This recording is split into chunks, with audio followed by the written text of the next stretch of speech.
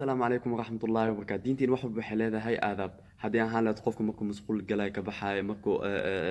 masaajidka aadan markuu masaajidka galay ka baxay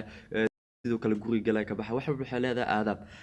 aadaabtaas sidoo kale waxaa ka mid ah qofka markuu haamaansana waxay leedahay iidan aadaab iyo axaadiis ku soo aroortay aadaab haamaansigana waa wax ka timid shaytaan marka iidan waxay leedahay aadaabteeda ayaa waxaa ka mid ah inuu afka iska taagin markuu hamaansana oo gacanta saas u saar gacanta bidixna oo saas iska dhaho labadaba way u bannaan tahay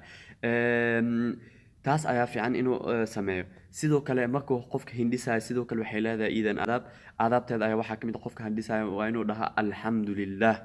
qofka kale waa inuu ku celiyaa qofka kale walaalkiisa يرحمك الله أودها هذا أسيق قف كهندسة أو كعليو يهديكم الله ويصلح بالكم أودها سيدو كلا قف كهدو أو هندسي وسن دهين الحمد لله قف كهدو سن دهين